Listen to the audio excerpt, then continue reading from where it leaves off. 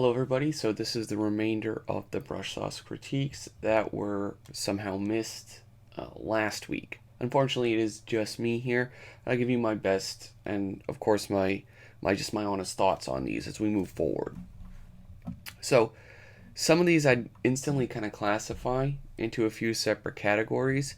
Some I feel are just simple structural issues, and then some are just kind of awkwardness with posing, positioning, and then the last of them, I think the fundamentals need still like a lot more work before progressing to such a complex image.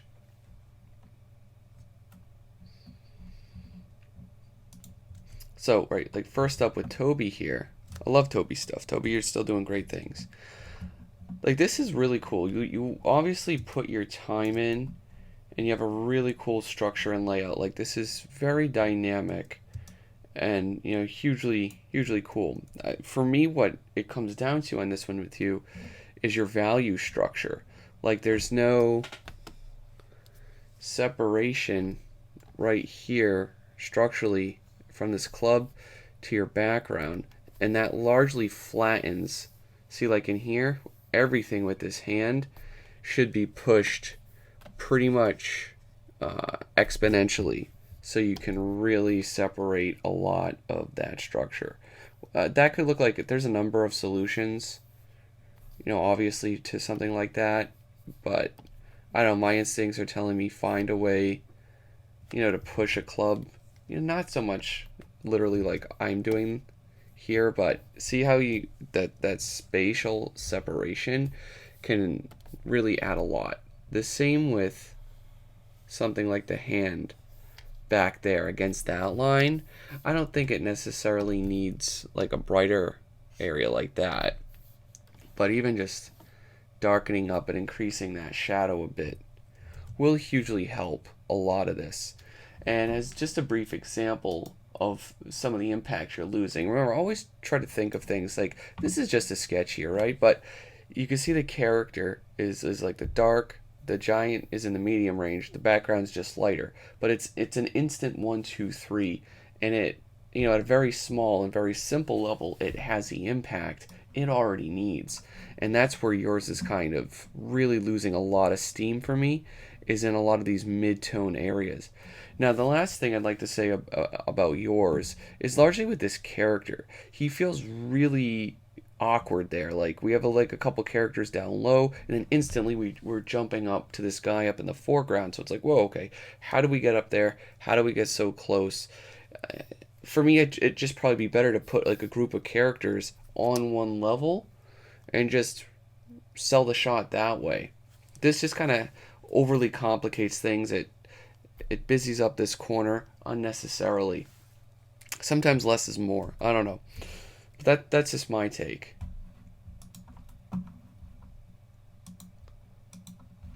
Hi Juan, welcome to the challenge here. Sorry I missed you. This is a great piece. You have a lot of cool, dynamic, atmospheric lighting here. There's a huge, massive sense of scale, and I'm starting to feel the ferociousness of this giant here. And I think you did a really good job, again, with the lighting and the texturing in this scene. Where I think there's a little bit of a missed opportunity is definitely in the posing of the character and some more of the atmospheric effects. This hand here, for example, is unequivocally like stiff. It's just kind of positioned above a lot of these elements, right? So we have this arm here. So the main fist is right here, which is kind of going along that line. And then again, we just have that secondary appendage up right here. So we can't see any of the distance, it's like it's going back in space. This was a large problem in general for the challenges if you've seen the other ones. I think we have the positioning right there. So I'm not going to redraw and restructure this pose. I just want to show you, in this particular case, a little bit of an example of how you could reposition and think about the posing of the character for a lot of this, and just why it is so effective in some cases. So see, here's a piece by Daryl Mandrick. Do you see the energy and the ferociousness here with the giant? I get granted this is quite a bit smaller of a character than yours, but there's a certain energy, there's a flow to it that I definitely start to think gets a little bit stiff in yours. And it comes down to the acting and things. And of course, those foreshortening poses can be the challenge. I think if you add a few more things like some of the debris, whether it's sparks, whether it's straight up rubble getting smacked around in a few areas, that could also help some of the, having a few embers trail off with the wind direction. Little bits, a little atmosphere like that can add an extra layer of believability to your design as well.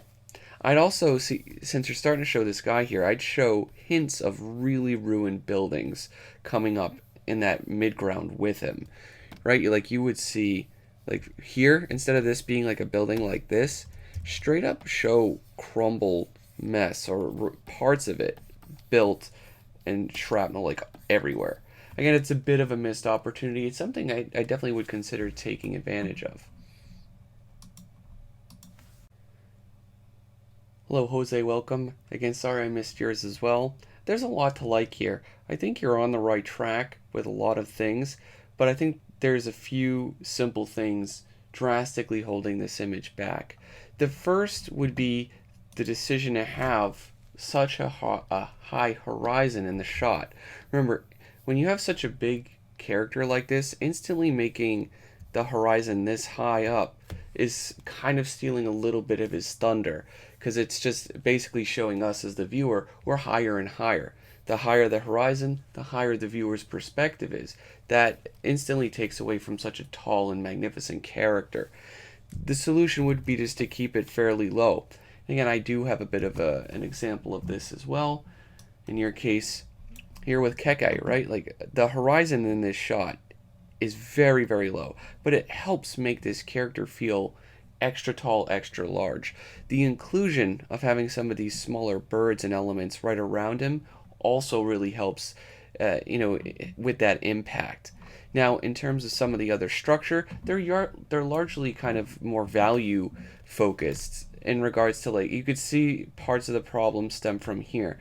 But again, if you take this in general has a bit of the problems with the value that Toby's piece has, and then of course with the last one here with the posing and the block out of some of that, it's a bit of a combination deal. But if we just look at this, right, with no color whatsoever, you could see a lot of things get lost a little bit too quickly in here. A lot of these line trails right with the edge of the clouds here, almost distractingly so. So we're looking at a lot of this stuff and less so right here. I actually even think it's a little bit stronger up here in your comp. But like with this, it's not like it's the easiest solution, but I definitely would, if you were just going to continue with this one, get that silhouette to read. Make the character feel extremely tall, very powerful. It's almost we're looking at him as equals, and because of that, of course, that's where a lot of the impact is lost. So even if it's just getting that silhouette to read, really finding some of your darker, more nuanced areas, right, like underneath the arm, in this little area between that, like, see, like, you got to find these shapes. Those shapes are going to be what's key to really help you push and sell forms very quickly without lots of labor. The last thing, for you, and this is going to start to really trickle through to everybody remaining, to some degree, you do have some birds out there. Okay, so I take the other comment back. I just saw them. But again, I think they're too clumsy. They're almost like too random, like a blaster. I would just focus in on just having a smaller flock and in silhouette right around some of the darker areas. And then again, if you have, like, soften that background a bit. Don't go so heavy with some of that brushwork. Like you have here. I think that'll be a lot stronger as well. Now, I'm not literally trying to tell you or recommending you to go grab your nearest smudge brush and just blurt it out like this. This is like my little band-aid. But as you can see, it's starting to really put the focus on the character. Now, the last thing, the foreground's still quite rough. Depending on what your goal is for illustration in general, depending on the clients you want to take on, you're going to want a lot more love, particularly into that water and in the boats. Seascapes are tough. It's really hard to capture that dramatic sense of energy in an efficient way. But I would definitely say a lot of art directors, at least I had, would complain to me that I need to put more time into that water. I just wanted to pass it back to you. Now, that's not to say it's bad or it's going to take loads and loads of time, but something with the right reference and a little bit of persistence, you'll be able to nail. Next up, we'll go with you, Jerry. And welcome and sorry. So there's a lot to like here. There's a sincerity to this that I like. There's some actually really good drawing to a lot of this that I adore as well. And you do kind of really nicely capture a pretty large sense of scale here. So that's really good. Some of the things I definitely think are worth revisiting potentially, maybe the texture of this of your giant here. He kind of comes off to me both as like rock or bark. Like he could be a tree dude or he could just be rock. So I do think you could definitely emphasize one or the other of those just a bit stronger. Now, the other thing largely comes from the overall compositional structure of things. Some of the best parts about this is the depth and the scale, but I also feel that's also some of the weaker spots. Because if we really come under here and we break down a lot of these lines, it's almost like unnecessarily complex, if you ask me. Right, something like that. We got that shape there. We got that cross there, cross there. And this line here I find is largely distracting more than anything. It's this massive hard tree shape that's just dipping around and through like that. And then it's just like, okay, because we have all this space, let's chuck mountain after mountain after mountain. You know, so it's like going triangles, we're going rounds, we're going straights. It's just trying to do so much. And while that in itself isn't a bad thing, I generally recommend if you can find an easier, maybe even a more simple solution to this, it just might be a stronger one. Again, something that can really emphasize what you want to focus on here. And for me, the way I interpret that, that might be just like, okay, we have a simple farm, and then we have this very kind of peaceful giant meeting with, you know, some of the landowners there. We get a lot of extra stuff though that you're kind of bundling on. Right? There's like a bit of a, you know, almost like a sense of urgency the way the character's leaning forward there. A bunch of characters just standing there. We have like a rowboat, we have a bridge, boulders, harvests. See, the list goes on and on and on. I might recommend in this case, you know, strip something down to the basic essence. So like if we have this as like a bit of a fresh comp here, how would I do it? Well, let's bring it down to those first two things I listed. Let's just have like, you know, a simple hill. Let's depict an old school, you know, sort of barn. So, you know, something that we can bring that human scale to. Right? So let's just stick it up there. Again, it's just going to be just super simple, very quick. Right? And then all right, let's have a simple shape for that background. So maybe actually it goes down, something kind of like that. And I'm not trying to do anything super crazy and ambitious here. Let's bring that back down. So what we can do is start to figure out, see some of the shapes. And again, don't go with these exactly. They're a bit distracting, but basically what I'm trying to show is shape-wise, like a lot of these would be coming up there like that. Or kind of up here like that. And then this can all be just shapes coming down like that. Mountains have all kinds of shapes and forms. And of course, for the foreground, a lot of the energy, right, you can have straight up, right, kind of come up and at the viewer, very much like that. So see, this becomes a very simple shape overall for your negative sense of scale. This would all be in shadow back here. And again, I designed that line so it kind of cuts right through that house a bit. Or so that, in a way, we keep a lot of that in shadow. And you can see a light shape right here and right here for the house itself, right? Something like that. And this is all nicely backdrop by the shadow side right of that distant hill. Likewise like this will all be shadow. Then you have nice few sparse shapes of, you know, sun kind of kissing the mountains as it's coming over. Same with this. Like you can have some of that light shape. This would again would be all shadow. So right, where's the giant gonna go? Well, that's we put the stage there. I simply would kind of have them, or have him rather. See, we have like a big hill here, right? That gives you a good opportunity. You can probably crop and lose a lot of that. So in reality, what I would do with this is try to bring that in. Oh. Let's do the quick version here. Sorry, it's really late. I'm trying. I can't select anything. Right? Have him leaning in. You know, like it'll help compress some of that verticality you have to him. You can have part of the knee.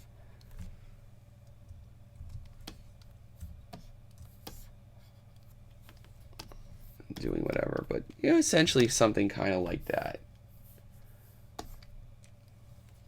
Where you're not going to need to see, right, like a whole lot of, like, he have that big lumbering head. He'll have his arm right here. He'll have a nice little spot. Maybe you could have the other arm coming down behind the house. It depends how many shortcuts you want to take. And of course you could just have him simply kneeling against the back of the field where his feet are going down around the hill, so you don't even need to show a lot of that. Now I'm not just simply trying to pose and draw that character in a way so that it hides every arm and foot, but I'm trying to bring it back to this kind of just a simple little place where you can really focus on some of the shapes with the character there. You know, where you just see them simply kind of leaning there. It simplifies the background, the foreground rather. I mean, you could move the house position-wise like a little bit closer too. And then you have him here kind of nicely vignetted by one singular mountain. You could add, like you have here, like a simple tree situation up on the side, or even like right in here that he's going against. Like, sure, you could do a number of things, but I just try to say the same thing but with less at the end of the day. All right. Hey, Richard and Yevon, you guys are up last, and I think these are some of the cases where challenges are good fun. They're great places to grow.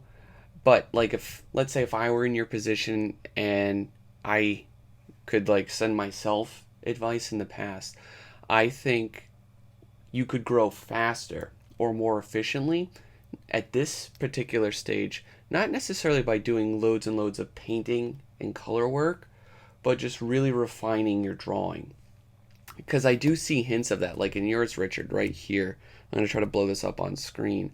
I think there is a lot of nice things, you know, starting to happen here. But it's also anything that you've established here, I think you're instantly starting to lose in your color work here. It's somewhere, it's not like exactly like a painting even, and I know that might be even your intent, but it's somewhere between like a comic from the 60s and the 70s to like a side Nickelodeon cartoon. And I don't, you know, try to mean that in a derogatory way, but it feels very unfocused. And again, without me knowing exactly where you want to bring your illustrations, it's hard for me to say for sure. But again, I think what you're doing here isn't necessarily elevating any of your ideas here. Like, I think these are where they're at their best, and it's something you could continue to push more and more.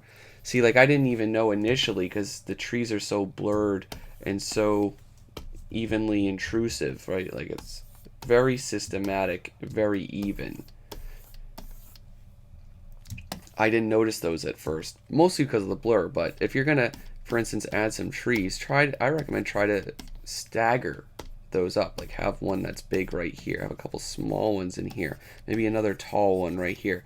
And you want to make them feel natural, like an actual forest path, not where every tree is perfectly planted very evenly. And I do think your giant here is is on the right track. He feels absolutely menacing, but again, there's a little bit of perspective challenges that are going on with this. There's the idea that this hill back here, again, I don't find it adding anything to your image. I just find it more so distracting than anything. And of course, the lighting's just doing, like, your light source is here, but you also have light coming all over the place. But that's the thing. Practice your drawing some days of the week if that's what you're really into your drawing. But if you're going to do color work, I definitely recommend doing it from life, doing it from master studies, just doing it with a lot less of an imaginative approach if you want to excel at the color stuff. The same thing with this one, Yijin. Again, I don't see any, just because I don't have the references or some of the underlying drawing, but you've spent a good deal of time painting this, and what I'm trying to say is, all the painting in the world generally just can't save a drawing that has structural problems, which this tends to have its fair share of.